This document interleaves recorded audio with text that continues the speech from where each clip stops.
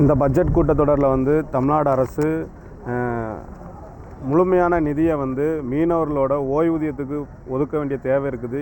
கேரளா போன்ற மாநிலங்களில் மீனவர்களுக்கான ஓய்வூதிய திட்டங்கள் இருக்குது. அது வந்து இன்றைக்கி வரைக்கும் தமிழ்நாட்டில் இல்லை. இன்றைக்கி வந்து தடைக்கால மீனவர் நிதி கூட 58-60 வயதை தாண்டிட்டு அவங்களுக்கு கிடையாதுங்கிறத அரசு கொண்டு வந்திருக்கு. அப்போ அவங்களுக்கான ஓய்வூதியத்தை கொண்டு வரணும்.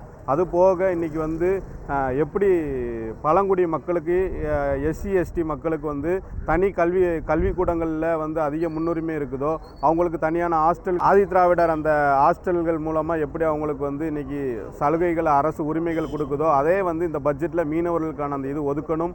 மீனவ பகுதியில் மருத்துவமனைகளுக்கான நிதியை ஒதுக்கணும். அவங்களோட சமுதாய கூடங்களுக்கான நிதியை ஒதுக்கணும். அவங்களோட கல்வி வாழ்விடங்களுக்கு ஒரு பெரிய நிதியை இதில் ஒதுக்கணும். அதிகமான நிதி வந்து இங்கே வந்து அக்வா கல்ச்சருக்கும் இங்கே வந்து டூரிசத்துக்கு தான் வந்து அரசு ஒதுக்குது. இந்த மீனவர்களோட வாழ்வியலை பெருக்கிறதுக்கு இவங்களோட நலவாரியங்களை உருவாக்கி இதுக்கு சரியான வழிகாட்டுதல் கூறணுங்கிறத குறிக்கிறோம். கெபிஸ்டன் நேதல் பாதுகாப்பு இயக்கம்.